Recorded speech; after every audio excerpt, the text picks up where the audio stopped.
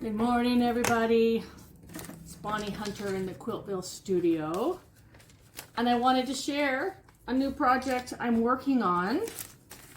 Last January, I was in New Zealand and we made a stop at a place called Hoka Falls. New Zealanders will know what I'm talking about. Anybody who's visited will know what I'm talking about. But this waterfall goes on forever. And it churns and it bubbles and the water is glacier blue. So that is what I'm trying to capture here. I've done some pre-string quilting and now I've pinned that piece into place and we're just gonna string piece some neutrals around here. This is just a test. I don't have a pattern available yet because I've only made a few blocks, but I have some time to sew and I thought I would just show you in real time how this works this morning, because so many folks say your videos go too fast, your hyperlapse is too fast, I can't see what you're doing, please slow down. So we won't accomplish as much because I'm limited to the time I have to sew, and my upload speeds here in Virginia are really slow and it'll take me a couple of hours to upload that video. But all I really need to concentrate on with this pattern is these 3 lines here.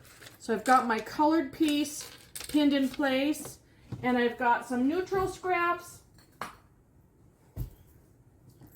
And I'm just going to add neutrals around.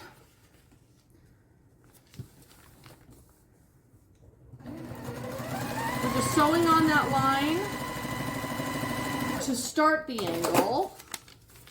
And then I'm just going to trim. I'll share a photo at the end of this video of how things are coming together so far. It doesn't look like much till I get the repeat going. But I've got my little iron set off to the side. And I can use smaller pieces all the way to that point. And I think this piece will do great right here.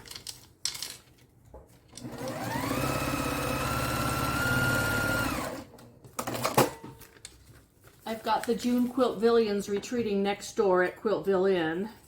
And the plan is this afternoon when it warms up a bit, we're going to go up to Grayson Highlands State Park and see if we can find some ponies. That'll be fun. Okay, so I've added a second piece there.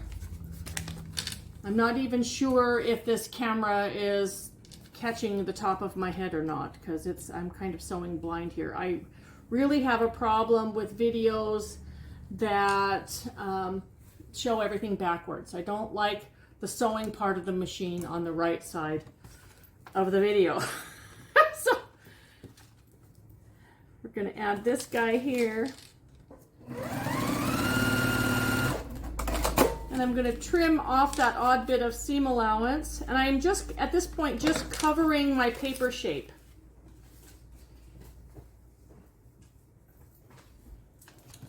I can trim off that tail.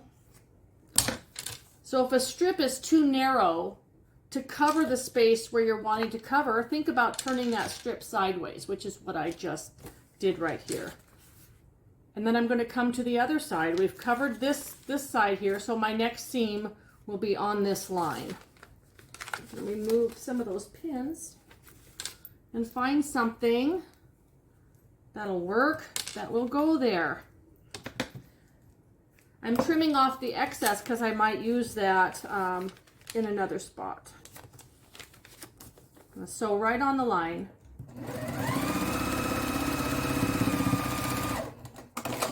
I really love my Juki with the thread cutter for doing paper piecing type things. People ask if I still love my vintage machines. Yes, I do. I love the vintage machines for things that I can chain piece easily, but when it comes to stopping seams in the center of a paper template, I love the thread cutter on this Juki. I really do. Okay, so that pin is now gone. So now you can see I am adding my strips out towards this corner out here, and I can work on that from the top of my work. The first seams I worked on the back of my work so that I could sew on the line.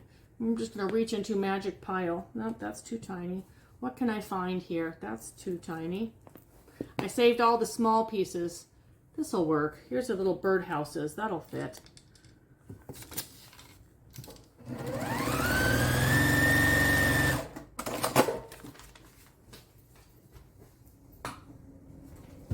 So we're just covering to fill, and I'm looking for things that are different widths. Here's a nice one that's a little bit wider width. I can use there.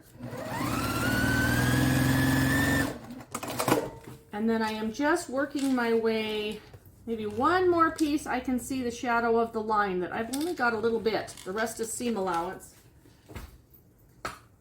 And I try not to end up with a lot of seams where other seams are going to be. So I'm looking for something kind of wide here.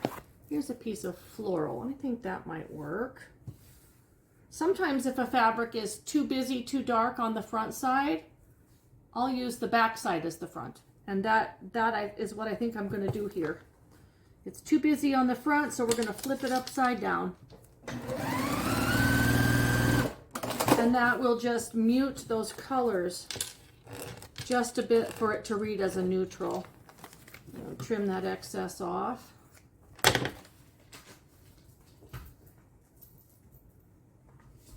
Your backgrounds don't have to be just white or just cream or just all one shade of beige. They can have different things going on, and it really adds to the interest of the whole quilt. What you have to watch for is contrast. So I want things that are going to contrast with the dark area in the middle here. And here's another piece. We're going to just cut that this size. My strings are all just in a bucket. So if they're wrinkly, I just run an iron over them. And again, I will share at the end of this video what this is turning into.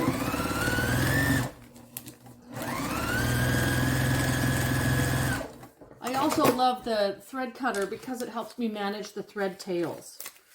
All right. So I do have a little trimming here because I sewed across some of the previous stuff. So I'm just going to trim to an approximate 1/4 inch seam. It's the seam itself that matters, not the width of your seam allowance when it comes to string piecing and paper piecing.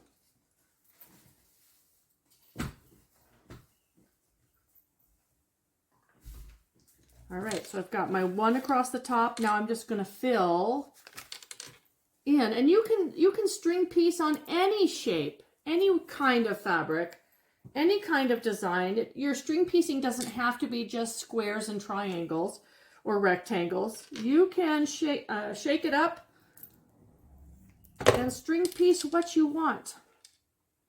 All right, I'm going to add this piece.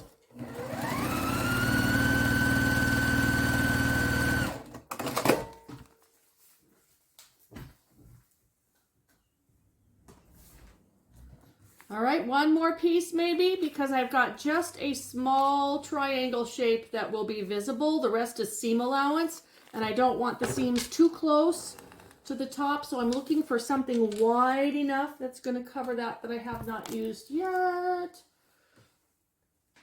This will work. So all those fabrics that you think, yeah, no, that's not going to do it, I just save them. String piecing uses everything. We can put that there.